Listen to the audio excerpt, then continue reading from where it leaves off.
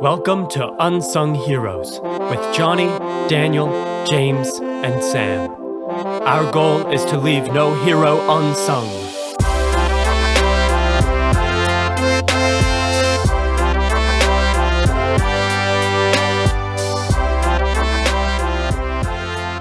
Welcome back to the Unsung Heroes podcast. My name is Johnny. And I'm James. I'm Daniel.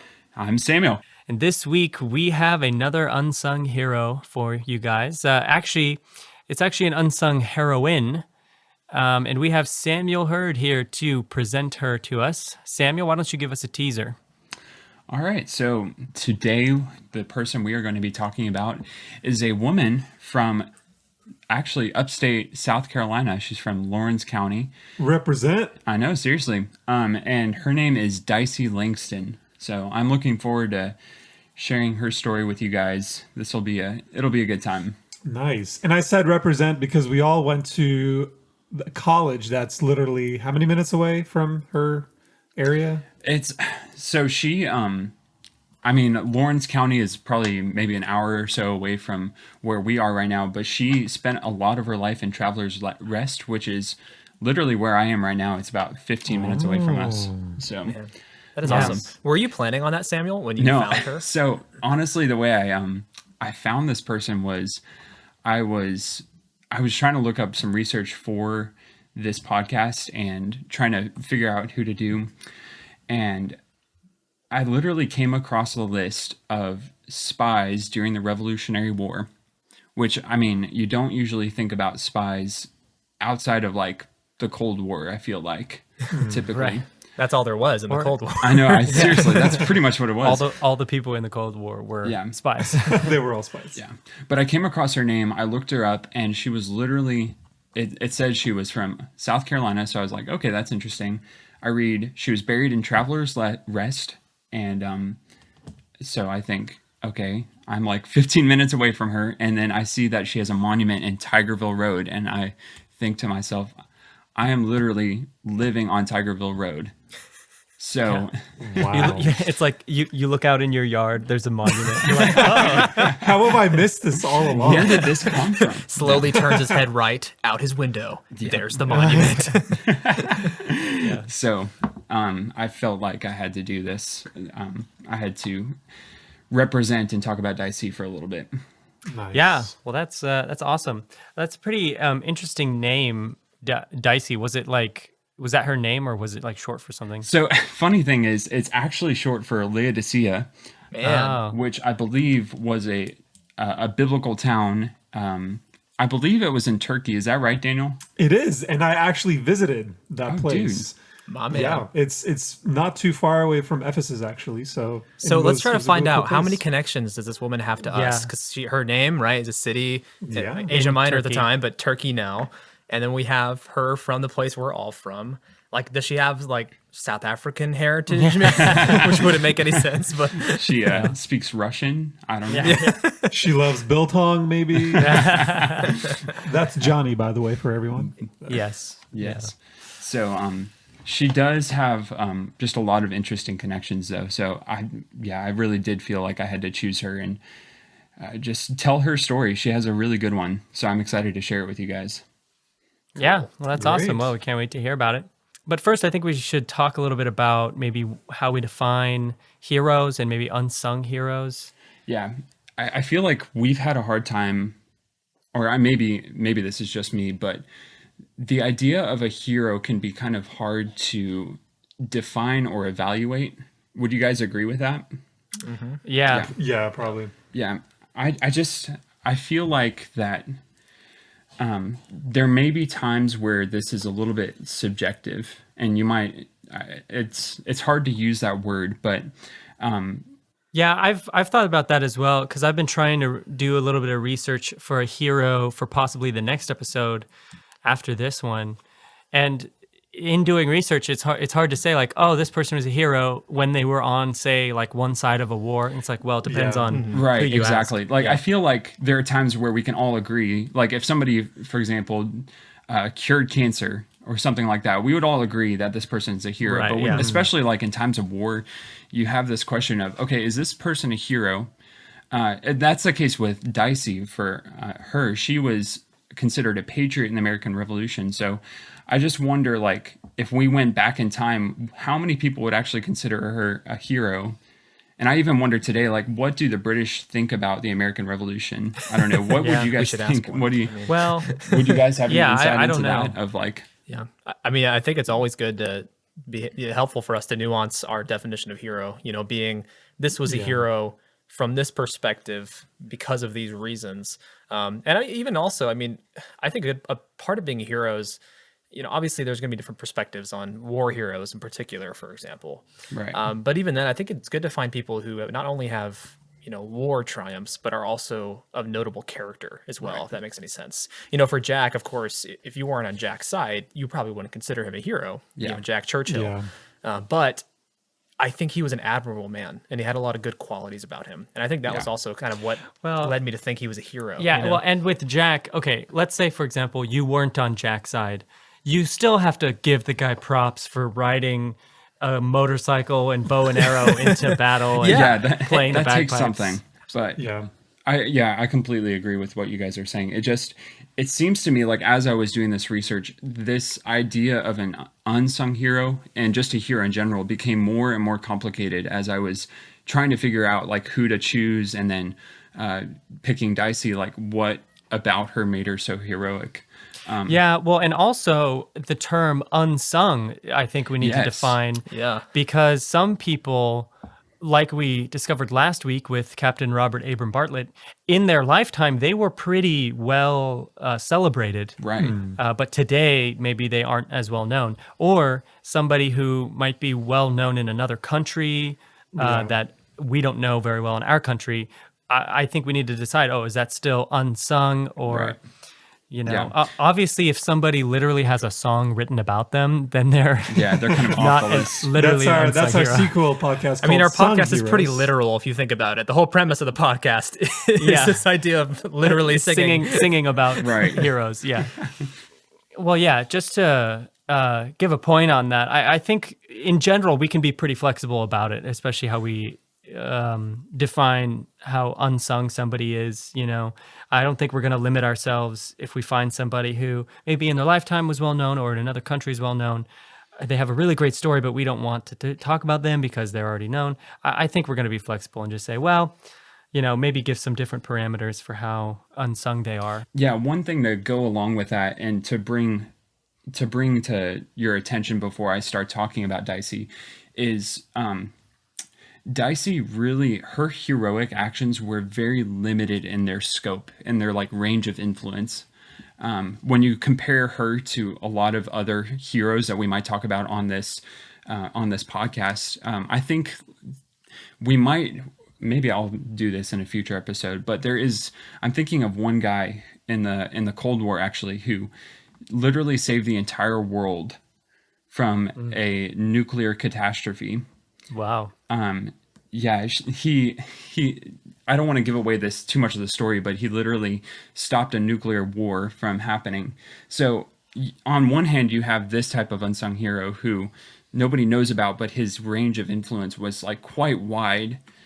But Dicey isn't like that. Dicey was really, her actions were very heroic, and I'm going to explain to you why, hopefully, but they're very localized, and they're very much focused on her family and how she went above and beyond in just her actions in regards to her family, to her neighbors. Yeah, I think it is. I think it's nice that you're going to talk about someone who has a smaller scale of their hero-ness. Yeah.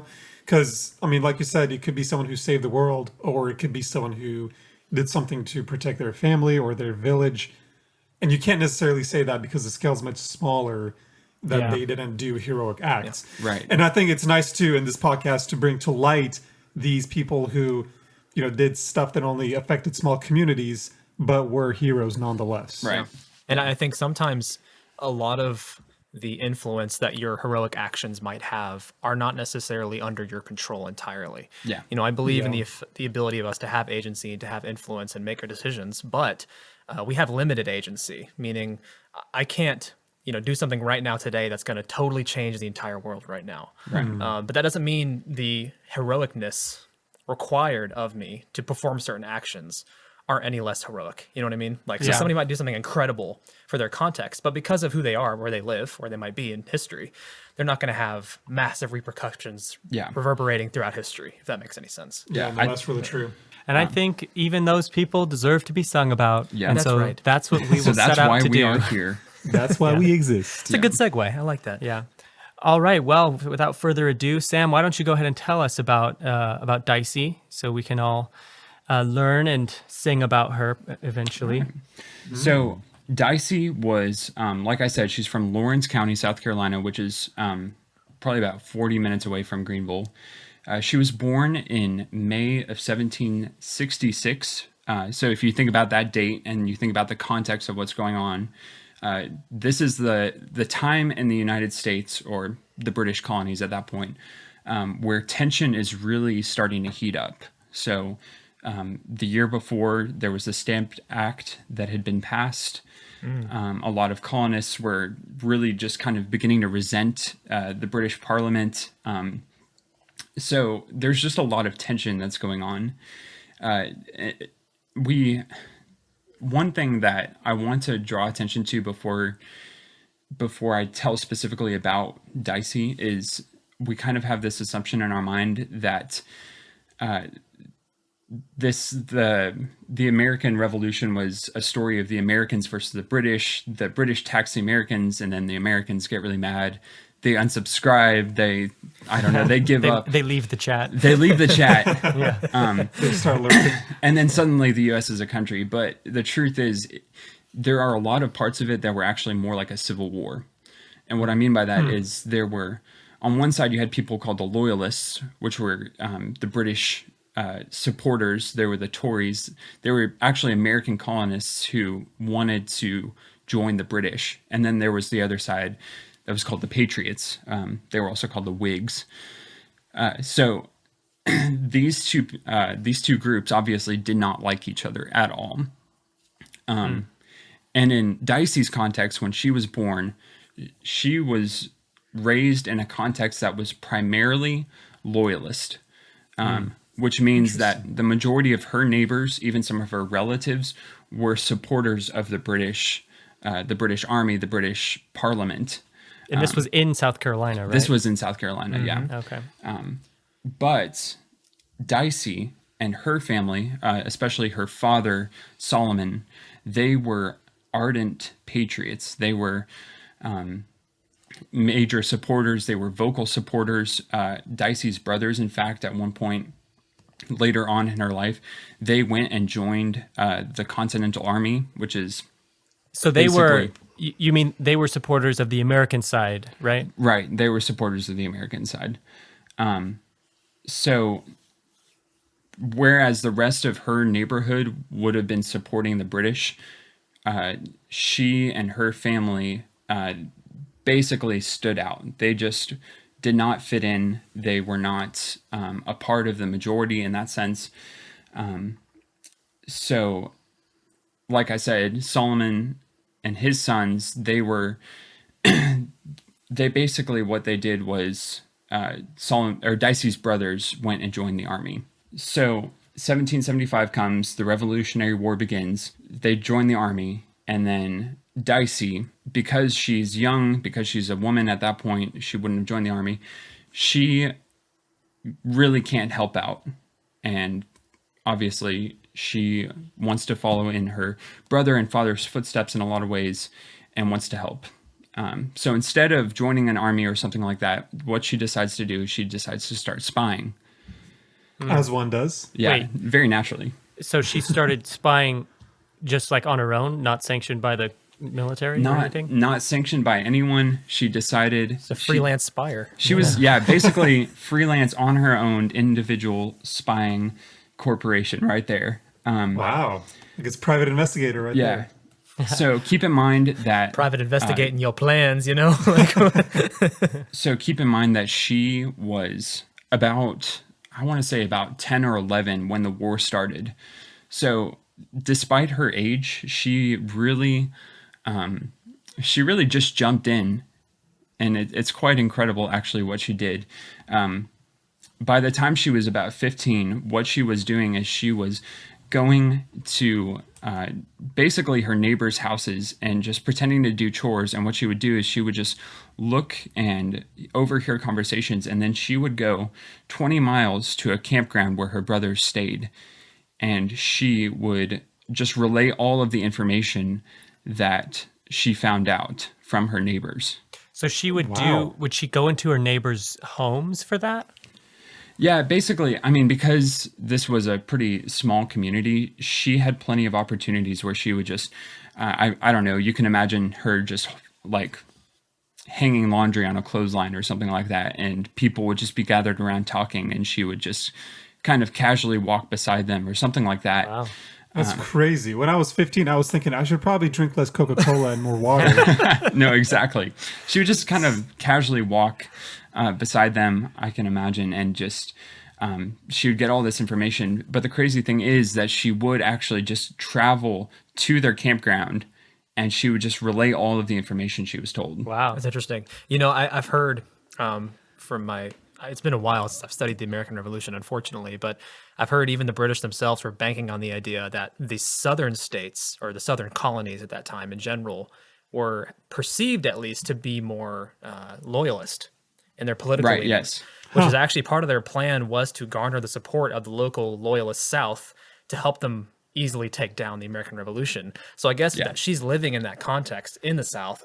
That makes sense that a lot of her neighbors would actually be more loyalist. She's kind of a valuable asset to just kind of be among the people, hearing what's going on. You know, that's kind of an interesting idea. Oh, that actually makes It sense. also, it makes sense that they would overlook her as well, like not worry about the spies possibly. Well, I mean, who's Because- going to think of an 11-year-old girl spying on you? I Yeah, mean, you're not well, going to expect that. And I mean, I was gonna say like these neighbors don't sound too bright because her father was a known patriot of America, and they were all like gathering in the town square to talk about the wars. do you know No. like what kind of information she'd have been getting from those conversations? I'm sure it wasn't a ton, but initially, I guess. You know, honestly, it was enough for the loyalists to get really annoyed with her.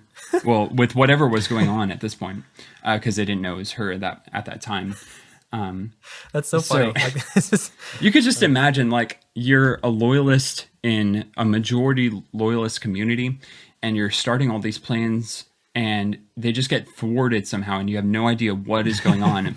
Meanwhile, this like 15-year-old kid is wandering, folding her laundry right beside you. This kid's got a lot of laundry. She keeps walking around folding it. Anyway, back to our battle plans. I love how we're reconstructing this whole entire scenario. It's just laundry. Like it's always Yeah, I know. laundry that she's It's folding. always the laundry. But I mean, so eventually, I'm not sure exactly how long she was doing this. The research really didn't say how long she was doing it. But eventually, what happens is the loyalists in the community, I mean, they knew that it was coming from a patriotic person, and so they knew that they only had a handful of people that this could have been. So they eventually found out that it was Dicey, because she would like go for several hours out of the time and she wouldn't come back, and so it just kind of narrowed down, and they found out they found out that Dicey was a person who was kind of infiltrating their plans in a lot of ways. Wow.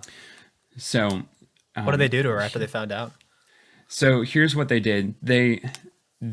A group of them went up to Dicey's father, Solomon, and they said, if your daughter continues to spy, there will be serious consequences. And they just kind of left it at that. But I think you could fill in the Ominous. blanks. That's very dramatic. Instructions unclear. Instructions unclear. But it was serious enough that Solomon approached Dicey. They had a heart-to-heart. They had a serious conversation, and Solomon basically says, stop doing what you're doing. And so Dicey, being the good child that she is, decides, okay, I'm done with this spying life. Or so we thought. Well, thanks for the episode, Samuel. That was really good. Yeah. And, Yeah. All right. And that is it. No. It's the story of the most epic laundry girl ever. The laundry. No. So a few weeks go by, and she's been being an average kid for about 3 weeks. I don't know how many weeks, but a short amount of time passes. She's adjusting to civilian life again, you know. It's like, wow, the spy life really took a toll. She's like, well, am I supposed to just put up laundry without actually listening to someone?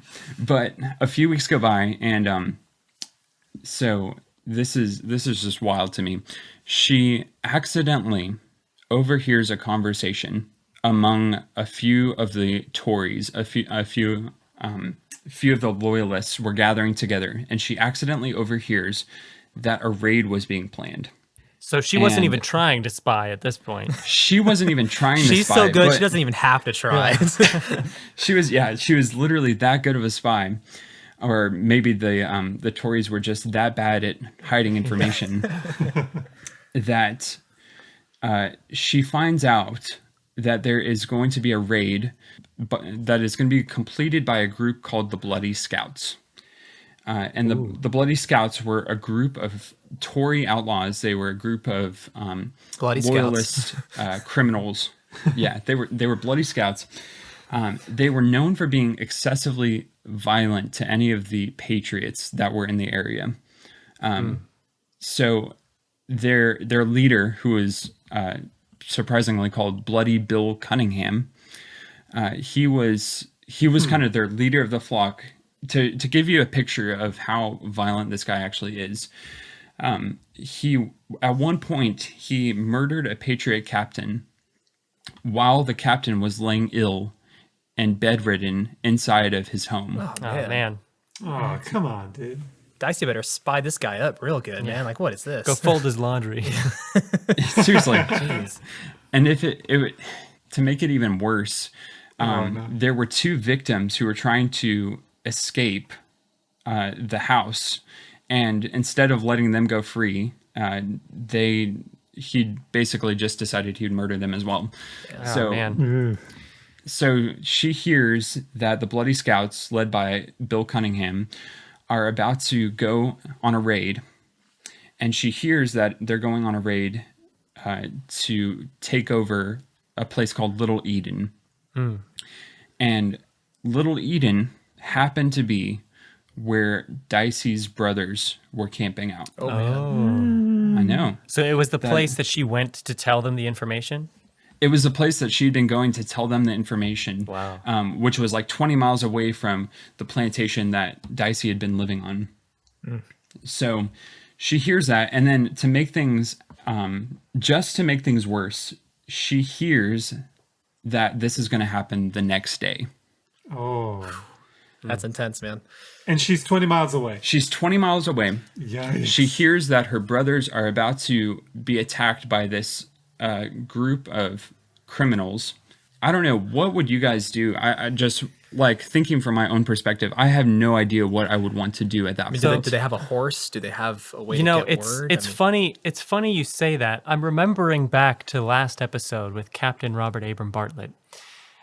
He and Kataktovik, you remember when Daniel was talking about it, they had to walk for 700 miles in, I think it was like 40 days, and it came out to 20 miles a day. Yeah. So we have like a common thread here. She's having to go 20 miles in a day as well. That's right. So weird. Yeah. I mean, I guess maybe Captain Bartlett was inspired by Dicey's triumph. He was like, come on, Kataktovik. If Dicey Langston can do it, so can we. That's right. But at that point, I mean, her only option really was to just go the 20 miles, because at this point she's surrounded by loyalists. She really has nobody she can trust. This raid is going to be happening the next day. So really the only option for her was to go those 20 miles. As fast as she could, pretty much. As fast as she could, basically, to warn them what was going on, to save her brothers and her brother's band of troops. This is like marathon, you know? Yeah. Runs in. Yeah, it really is. Yeah. So that night, after everybody went to bed, when it got dark out, to avoid suspicion, she snuck out of her house and she began to walk towards her brother's campground. Wow. In So the middle of the night. in the middle of the night. She, like, right after everybody had just turned off their Do you know if lights. she walked their way or jogged some of it or ran? Do you know? You know, I would assume that she ran, she walked, she did everything in between. She was basically just trying to get Walking, there as you could fast probably as she do could. 20 miles in like 6 hours, maybe. Yeah, like 6 hour Walking? Yeah. pace. Yeah. I mean, that's, So I was interested in this. The average person can walk Dang. 20 miles in about 8 or 9 hours. oh, even longer. So, yeah. So, I mean, if you think about it, she starts maybe like 9 or 10 o'clock at night. I mean, based off of those estimates, she'll probably get there like 4 or 5 o'clock in the morning. But you have to realize she's doing this at night. Yeah. She's doing this in the cold. And you guys know South Carolina. South Carolina is full of forest and it's full of swampland. Yeah. Ugh. So you could just imagine the... Do you know what time of year this was? No, I read somewhere that this was the middle of the summer. Another place I saw the spring. So the details on that might be hazy. So my best guess would be like maybe May, June or July. June, yeah. Yeah. Does she have a light source with her? You know, I would assume that she does. But I also know... Maybe I haven't spent enough time Like a lantern? wandering around in forests in the night, but Well, yeah, and some I people... mean, like, just thinking, like, is there anything around that time period that people could carry with themselves easily? like a lantern. I know? think you. Well, and my some, guess is probably a lantern. Some people, I know that sometimes when people were out at night at the time, they would just rely on the moonlight, which your eyes would Yeah. adjust to. Well, that's the thing. You have to remember there's no electricity. So Yeah. it's very, Yeah. very dark. And your eyes will, if you have enough light from the moon, you'll be able to adjust decently. So you I can guess see so, enough. yeah. Yeah. So her eyes probably were adjusted to this, and she had done this so many times that she was familiar with it. That's true. That's true. She did That's know true. like the path because she went there a lot, right? Yeah. Yeah. But one thing I did fail to mention earlier is that on this 20-mile hike, there is a river right in the middle of it. Oh, Uh-oh. So she comes across this river, and we're not sure if this is the Enoree or the Tiger River. It could have been either one, but she comes across it, and she realizes that it's flooded because of recent rains. So, I mean, at this point, like, I feel like I would just give up. I would be like, okay, I tried my best, but you know what? My bro's going to A die. river is a river. yeah. So it's even harder to cross than the normal because she normal. went before, right? And before it wasn't flooded. Right, before it wasn't flooded, so she would find a more shallow part. So what she did, though, was she did try to find a shallow part, and she goes into the river like I assume she usually did. But because of the heavy rainfall, it literally, like halfway through it, it's right up to her shoulders, right up to her neck, and she gets swept away by the current. Oh, man. Golly. That's so scary. She looks over and she sees the bank of the river, and she just tries to crawl her way or swim her way, I guess, to the edge. She gets to the edge. At this point, she's almost drowned, and she's completely confused as to where she is. Oh, yeah. Yeah, it's really disorientating. That's one of the things that happens when you get caught up in In a even current, waves or yeah. currents. and, Right. yeah. So Does she know like which side of the river she ended up on? At first, she had no idea. She was just completely turned around, completely confused. She takes a few minutes, and she does manage to figure out where she ended up. And thankfully, she did end up on the right side of the river. So I guess, I Oh, guess that good. wouldn't be too hard as long as you know which way the river's flowing. You can tell when you get on one side, oh, if it's flowing that way, then I'm on this side of the river. Right. Yeah. Right. Yeah. It just takes a few minutes. But I guess she doesn't know like how far down the river. Right. But I assume she knows her way around this area pretty well, because she does eventually find her way. But at this point, she's soaking, she's tired, she's cold. But she continues on her journey in the middle of the night.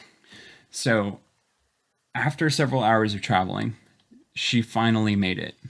She made it to her brother's campground and met up with her brother and the troops. And here, this never ceases to amaze me. The troop had just come back from their own expedition, and so they were just completely exhausted. Dicey like goes up to her brother and just begins to warn them all, hey, this band of criminals is about to come. But instead of like immediately heeding and running away and like packing up, they explain to Dicey that they haven't had any food and they're starving. Oh no. So guess what Dicey does? She literally builds a fire and she starts to make bread for them. I love it. She starts to just like bake right in the morning just to make sure that they all have some food. She's like, you're not going to take care of Just yourselves. imagine- I will, I guess. Imagine the brothers. They're like, look, we get it that you're like soaking wet, almost drowned, walk 20 miles, but can you make us some bread though? Like, It's like, yeah, I get the raid's about to happen, but my tummy's empty. That's definitely I don't- exactly how it happens. Yeah, no, I don't want to. I don't want to yes. belittle the whole situation. I know that they must. You know, if they were starving, you know, you can't fight, Yeah, or if yeah. you're exhausted, you know, it's really hard. But yeah, It's just- that makes sense. It is really almost ironic, pretty funny to me that she would go all that way and then suddenly she has to like bake for all of them. yeah, I can't. Yeah, she can't have been thinking, you know, I've got to get across this river, walk 20 miles. I've got better pack my flour and my yeast. Man, I forgot Get my my- flour. Get my The river got all my Yeah. flour wet, man. Yeah. But she does bake. It's a type of cornbread that she bakes for them. good old Southern corn. I know yeah. you gotta love The it. fact that a Turkish man says that, it tells you it's good. She struggled for 20 miles to make that bread. And so she does that and she gives it to each of them, tells them to like eat it to go. And so they pack up. At this point it's probably like 4 or 5 in the morning, and they pack up their stuff and then they just head out.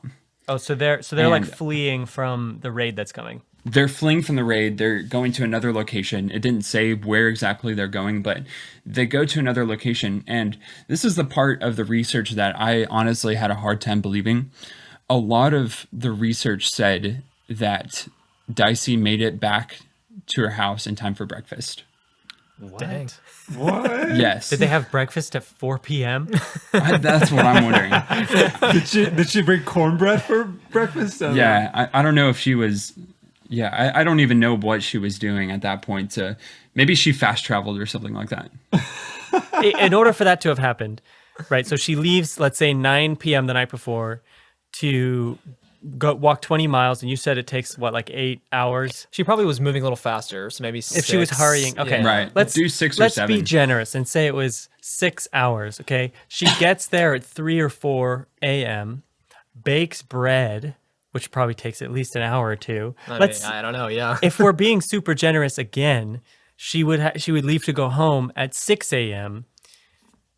and it takes another 6 hours unless she, I don't know, broke the marathon world record and ran home in 2 hours. Yeah. You know, Unsung there could be a lot of marathoners. details we don't know about, but also we have to. I wonder if you found in this in your research, Samuel. I know a lot of the early war heroes of the Revolutionary War in American history were often, I don't want to say fabricated, but there was a lot of like, you know, these are our patriotic heroes. Let's kind Yeah. of make their accounts Right. very And romanticized. And that's kind of yeah, I mean that happened with Betsy Ross and the flag. I listened to a great yeah.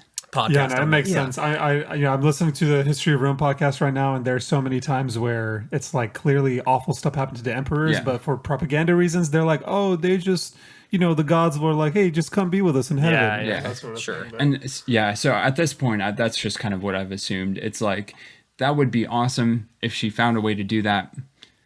Maybe Solomon was a very late sleeper and had breakfast at like 2 or 3 in the afternoon. Sounds unlikely for that time period, but you never know. I yeah, guess. probably unlikely.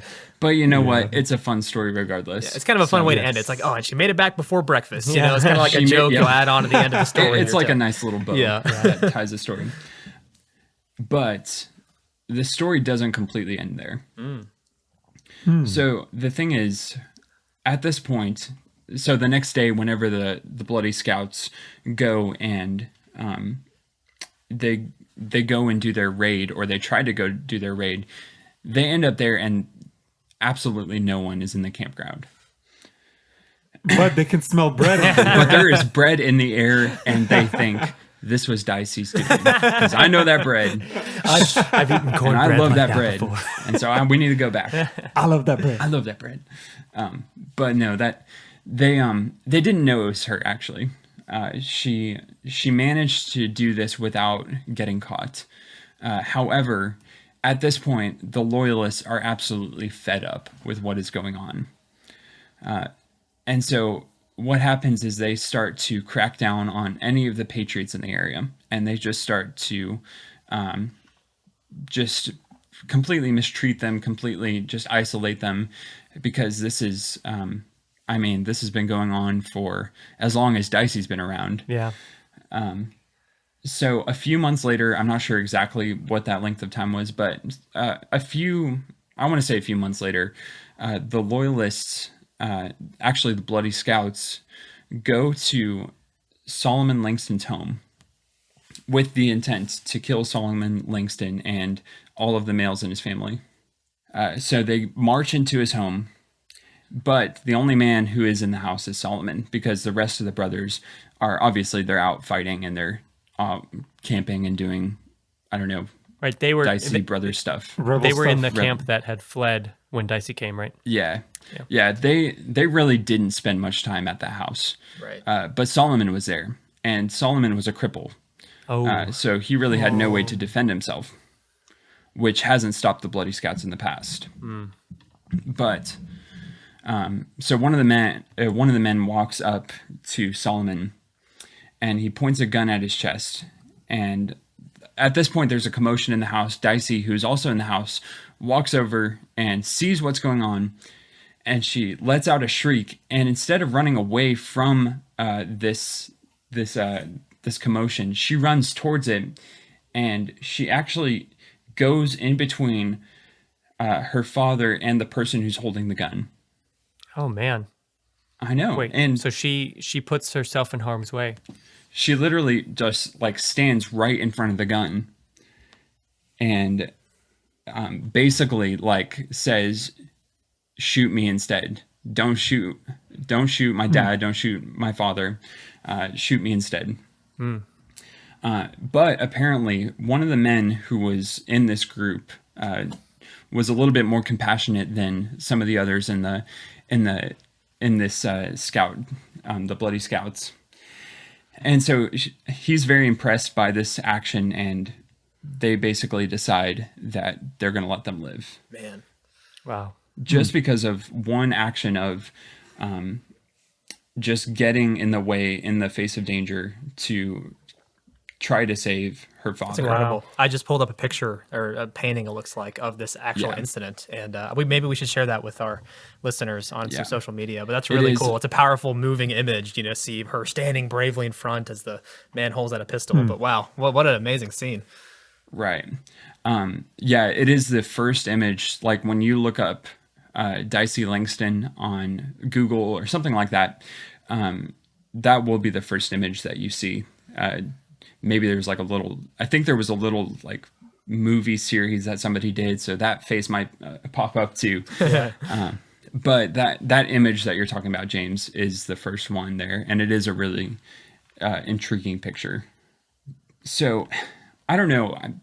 There are a few more stories, but that is like really the big glimpse at who Dicey is and her life and her image. Like from this point onwards, she like continued to aid the Patriots in any way she could. She kind of went back to the spying life in a lot of ways.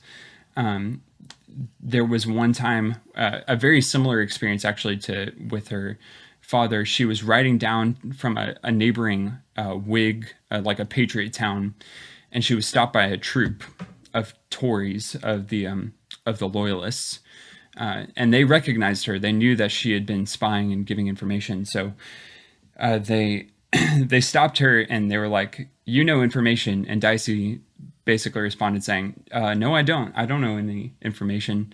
And they go back and forth for a few minutes. That's such a funny, Yeah, you do. No, I don't. Yeah, you do. No, I don't. You know information. No, you. I don't know any information. No, you. But eventually, like once again, she gets held at gunpoint, and she's been reported to say, "Shoot me if you dare. I will not tell you." Wow. That's So Dang. brave, man. this woman had no chill. She Wow. at this point she reminds me of Mad Jack actually. Yeah. That's right. Yeah. There's a common thread in our unsung heroes of late. The woman who knew no fear. Exactly. Man. But so this guy, as opposed to the other person, really did intend to shoot. But another person who was right beside this man who was about to shoot decided that, you know what, we really do need to have a compassion on this woman. She's being very brave. And so the guy who was right beside the man with the gun, he knocked the man's arm. Wow. And so while he was firing, apparently he missed because he got knocked. Oh. And so in the commotion, Dicey escaped. Wow. Nice. Dude. So That's so just crazy. like within... That's like something from a movie. Like the person. It really does, doesn't it? And then somebody like knocks the gun away as they shoot. Like that's. So... I feel like if our podcast gives anything to anybody, it's got to be movie ideas, you know? Yeah. It does. It really does. But I could just imagine that entire scene in like slow motion. That's right, Yeah. yeah. The last second But- hand grabs his hand and pushes it out of the way. You know, no. Yeah. But I really do feel like this captures who Dicey is in like just a little snippet. Yeah. I don't know. Sounds like got a strong personality, you know, just unwillingness to budge. I love that. Right. Exactly. But I don't know. Dicey Langston is a person who definitely will not back down in any situation. Yeah. It's Wow. Daring Dicey. Daring Dicey, that is the nickname that she has been given Man, Wow. saw that. by all of the Greenville people who knew or who know her name, I guess. Wow. But by the end of the war, at this point, whenever the war is over, she basically gives up on her spying life.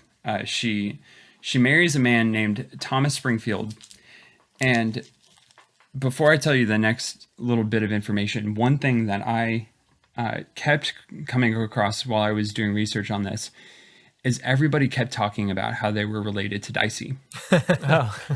Like literally everyone is like, yeah, that's my great aunt. Or like they my-" wanted to have a claim to fame.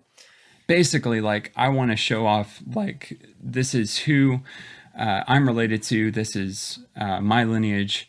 That's so funny. So I kept coming across this. Like, every other website I saw was, like, honoring their great-grandparent, Dicey. I mean, if you go enough generations down, you know, everyone's going to Yeah. be related at some point. So, Well, I doubt. I'm trying to think. I doubt any of the four of us are, because let's think. No. I'm from South Africa, so probably not.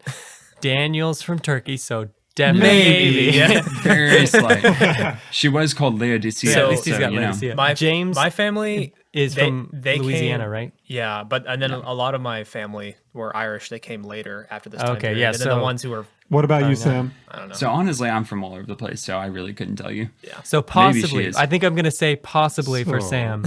possibly for me as well. Somewhere Of the down. four of us, yes, probably like I have the closest claim to fame here, is what we're saying. Clearly. Yeah. No, but as I was doing research on this, I was just completely confused as to why I kept seeing this. Then I looked this up and I found out she had 22 kids. Oh, What? Daniel, your chances just went up. wow, yeah. 22 kids. Yes, she had 22 kids, and suddenly, All before breakfast. all before breakfast. That's so funny. No, okay, wait, hold on. So my wife is from Easley, South Carolina, which is in the Greenville area. So she's definitely related. So it's entirely Absolutely. possible. Like she can trace her family. She was just on Ancestry the other day. She can trace her family back to the Revolutionary War era, Wow. like that far back in that area. I wonder, because my wife's also from I the am- same area. Yeah. So, I mean, Oh. Dude, she's like the Genghis Khan of that area. She really is. Like, I wouldn't be surprised if every person in Greenville knows somebody Who's who is related to yeah, Dicey. descendant. It's like a ninth of every person there is a descendant of hers. That's funny. Hello, I'm Samuel. I'm related to Dicey Langston. that's cool, man. That's really cool.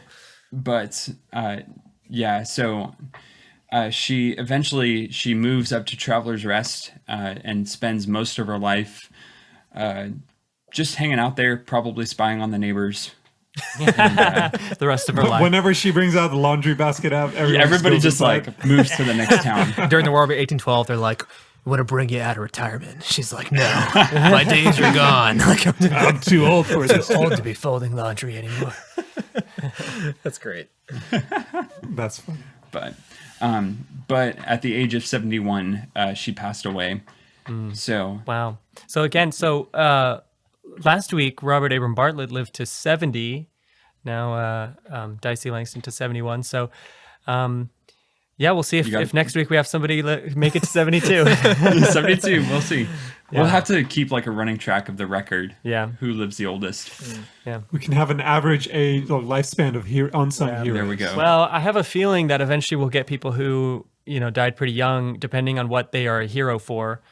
Right. That's a good point. They might. And honestly, I'm not surprised that.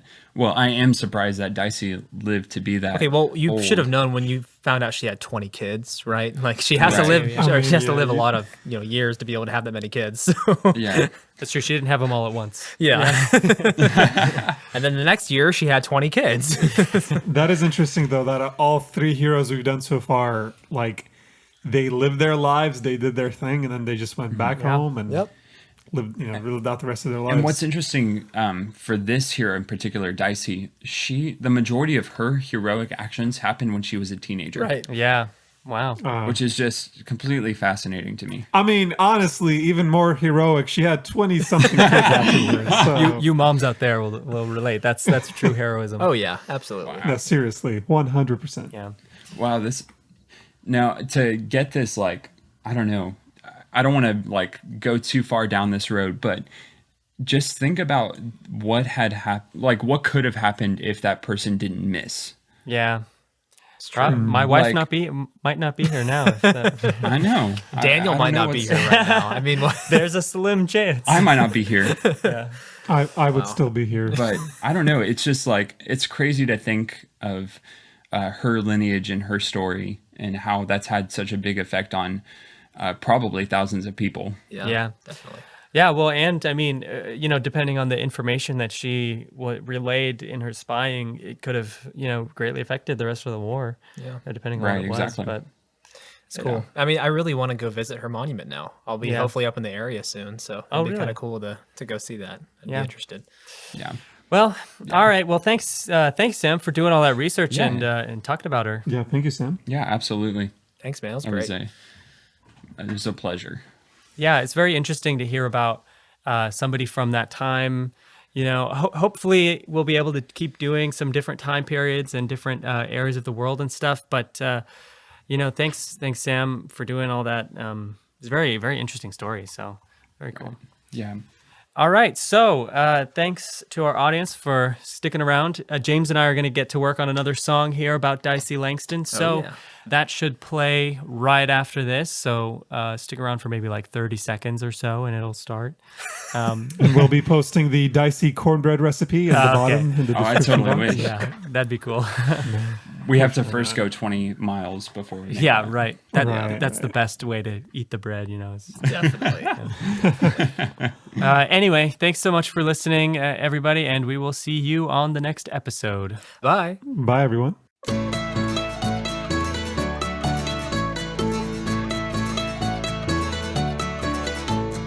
Dicey would not stand idly by while family fought for freedom and home, whilst doing her laundry on loyal sheets by for the patriot cause, tell secrets unknown. Bloody Bill came with a murderous desire, with no one to tell, only Dicey would know. She snuck from her house, braving Solomon's ire. In the dark of the night, many miles she'd go. Through fast rushing rivers, darkness and trees, she readied her brothers and thwarted his schemes. No gun could dissuade her from saving her own. By her descendants she'll ever be known.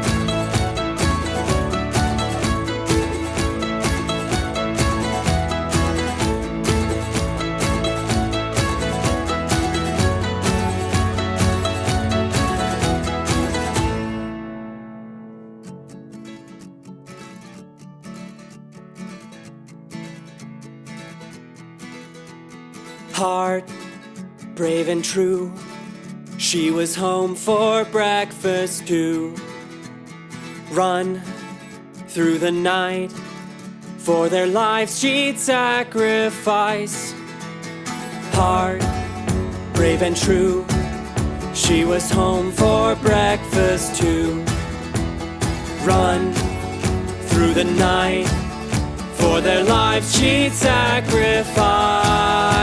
Through fast rushing rivers, darkness and trees, she readied her brothers and thwarted his schemes. No gun could dissuade her from saving her own. By her descendants she'll ever be known.